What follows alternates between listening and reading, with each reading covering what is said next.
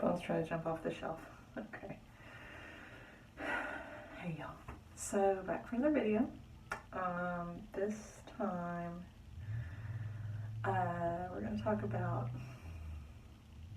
weight-ish.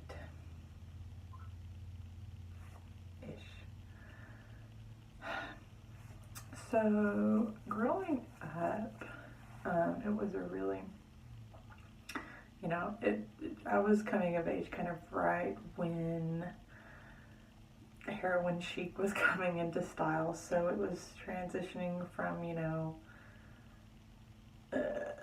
the curvier supermodels into like Kate Moss, like the very stick straight waif, emaciated, almost.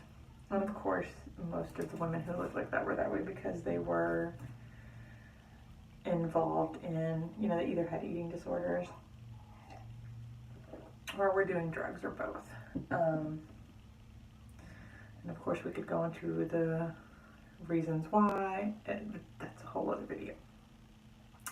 Point is, and especially when they were, Kate Moss was very young. And so they were using very young girls as the ideal standard for women, which was very problematic because just as a matter of course, as women become women, as we grow up, you start to, for the most part, lose that adolescent, not figure that you have.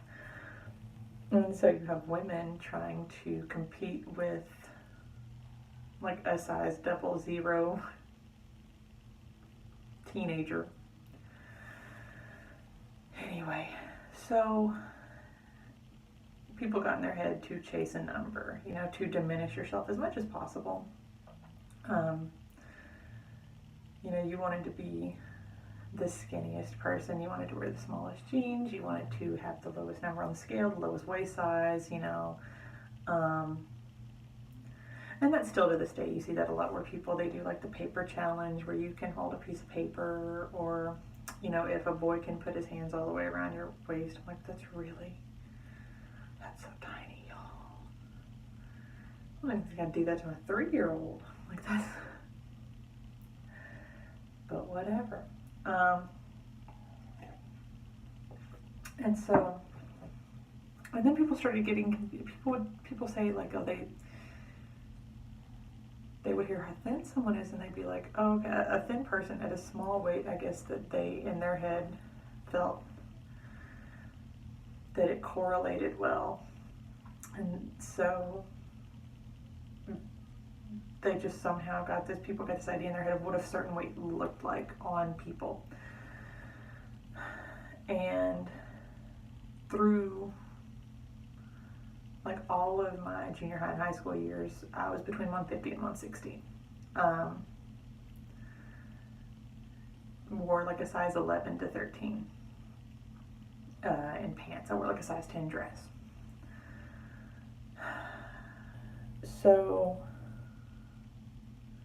and it was funny because people wouldn't believe that and it would kill me because people would always guess, they would always assume I wore like a size 6 to 8, I guess, and that I weighed like 120.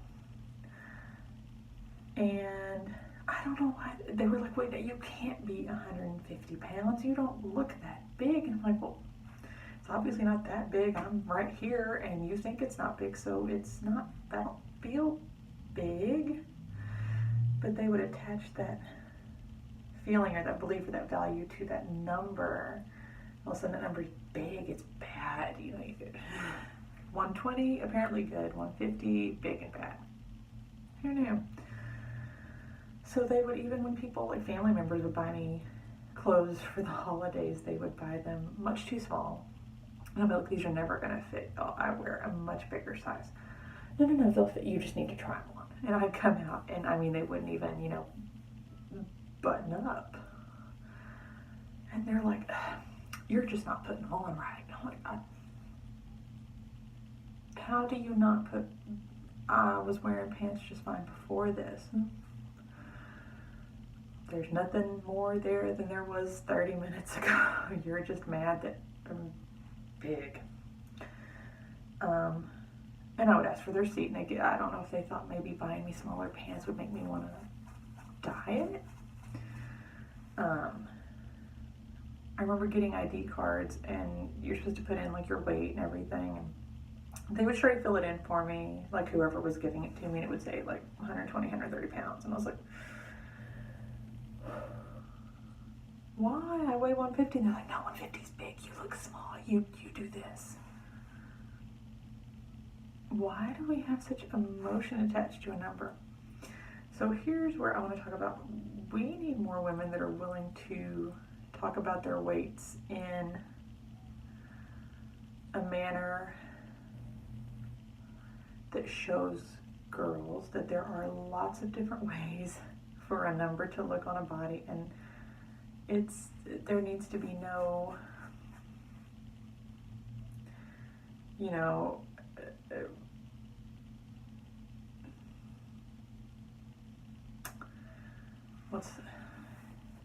it's just data. There doesn't need to be any emotion or any, morality attached to it.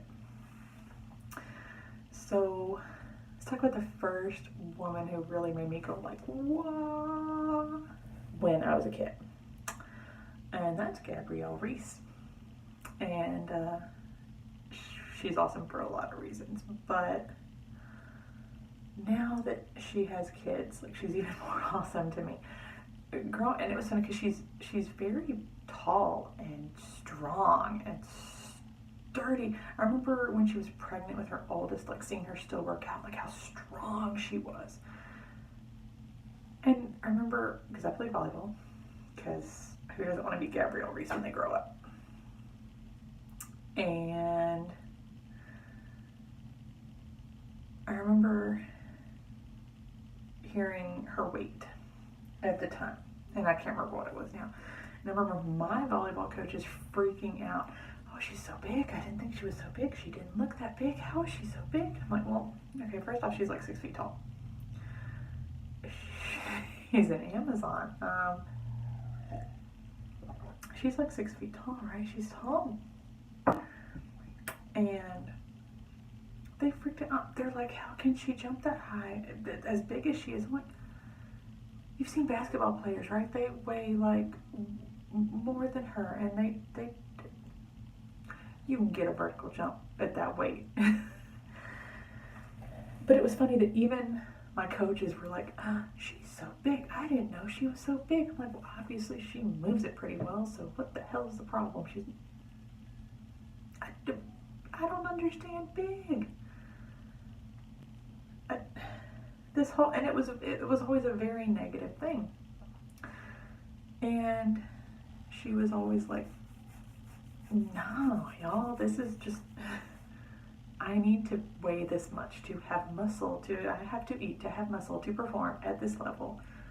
If I'm gonna kick everyone's ass, I need to have the muscle to do it. Which means you have to eat. I see people who are like, how to survive on 1,200 calories a day. That's great. If you're in a coma in the hospital and they are providing your nutrition, then yes, 1,200 calories a day is just fine. If you're a, Olympic level athlete, you probably need to eat a little more than that.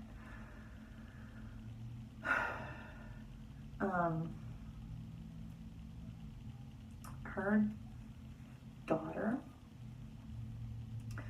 her oldest, is roughly the same age as my oldest, and I was so happy when Gabrielle Reese did the video talking about her weight and her daughter's weight, and how her daughter, she had knee surgery, Gabrielle Reese had knee surgery, and she lost some weight, which to her meant she lost muscle, and she had obviously regressed in her training because she was recovering and resting as she should.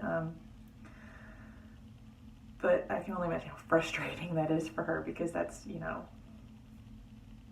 when you're that level of athlete, that takes I think, far more mental fortitude to rest than it does to train.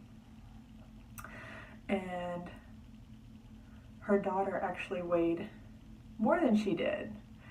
And she was talking about how happy she was to weigh more than her mom because it meant she had more muscle, that she was strong, that she was healthy. And it's like tears of joy because this teenage girl, you know, they're getting it right. She looked at a number and she wasn't embarrassed. She wasn't made to feel like she should diminish herself so that other people wouldn't feel shocked over a number. I was like, we need more of that. We need people just looking and going, oh, look at that. That's great.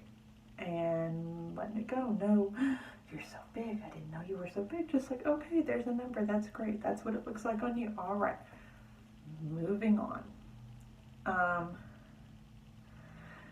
And I don't, you know, like she was very proud to be at that weight. And so I wouldn't, you know, but for her, that's a reflection of like muscle. And so I definitely, not mad that she's happy about it. I'm glad that she's happy and confident and secure. You know, if people feel the need to be at a smaller weight for their whatever reason, as long as you're not pushing it on other people, you do you, but just don't put those judgments or emotion, you know, don't put like negativity on that. Don't need to make girls feel bad. It's like one more thing to make girls feel bad about, one more way to really keep us down and keep us at each other so that, you know, we won't take over the world.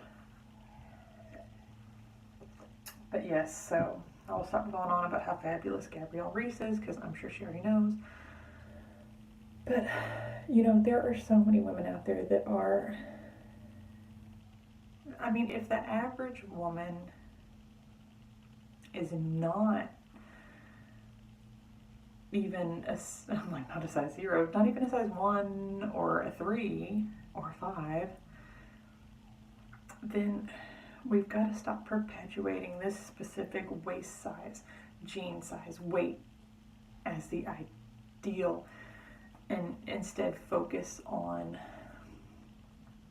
you know, maybe qualities that are far more important and needed, like being kind or being involved in charity work, over how tiny your jeans are. I don't know. Maybe focusing on, you know, actual bad things instead of saying, you know, being a certain weight is bad. I don't know. But all right, that's just my little thought I wanted to put out into the universe, that, you know, if we can show girls without negative hang-ups or emotion what a multitude of weights looks like on regular women's bodies, it might start to change the narrative about body image and how we feel about ourselves and others. And so yeah, there we go. And that's it for right now. I'm gonna go make some more coffee. Talk to y'all later.